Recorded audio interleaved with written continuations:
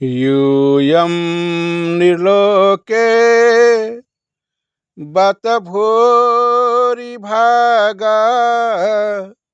लोकां पुनाना मुनयोभियन्ति येषां गृहाणा वसतीति साक्षात् गूढ़ं परम ब्रह्म मनुष्यलिंगम। हे राजन, तुम बहुत बड़े भाग्यशाली हो जिनके घर में साक्षात भगवान श्री कृष्ण, तीनों लोकों के अधिपति भगवान श्री कृष्ण, अखिल ब्रह्मांड के नायक भगवान श्री कृष्ण जिनके घर में रहते हैं। सवायम, जिसे तुम अपने मामा के लड़के समझते हो। सवा अयम ब्रह्म महद विमृग्यं, वही परम ब्रह्म है।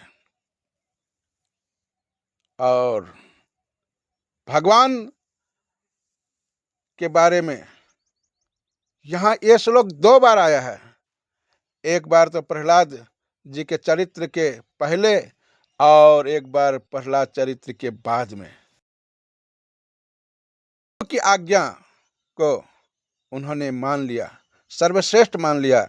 अगर गुरु कहते हैं कि ये भगवान है तो यही भगवान है, नहीं तो शकुनी को भी। और युधिष्ठिर ने दुर्योधन को भी कितने लोगों ने बताया कि यही भगवान है, लेकिन उन्होंने कभी नहीं माना।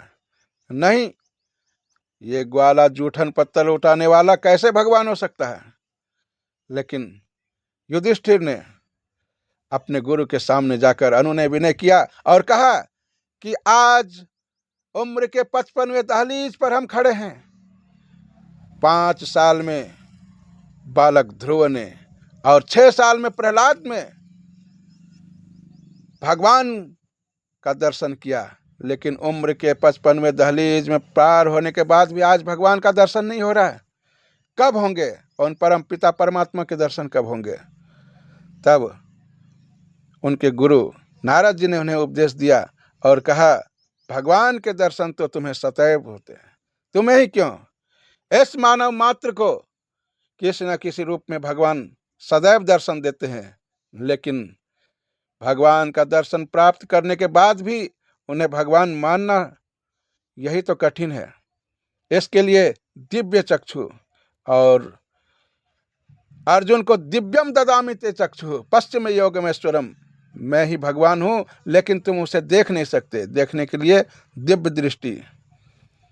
और आपके समक्ष यदि भगवान समुपस्थित हो जाएं तो भी संत भगवान, गौ माता और साक्षात सूर्य भगवान आपके सामने रहते हैं, लेकिन आप जब तक आप अपने नेत्रों को काम क्रोध मद मोह का पर्दा नहीं उठाएंगे अपने आंखों से, चर्म चक्षु से, तब तक भगवान का दर्शन नहीं हो सकता। इसलिए भगवान का दर्शन करने के लिए आपको अपने नेत्रों को सजल करना पड़ेगा, आर्द्रता लानी पड़ेगी। भक्ति महारानी का अभ्युदय आपके हृदय में होगा और वहीं भगवान साक्षात प्रकट हो जाएंगे। ये भागवत क्या है? भगवान श्री कृष्ण की वांग्मय मूर्ति है।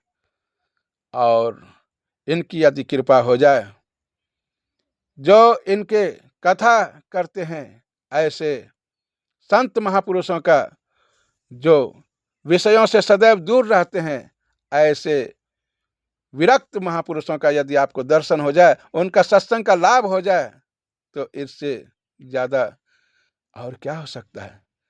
वही क्षण, इस संसार में वही क्षण सबसे श्रेष्ठ है जिस क्षण भगवान का दर्शन हो जाए, यानी कि किसी संत महात्मा का, किसी विरक्त महापुरुष का दर्शन हो जाए। जय श्री राम।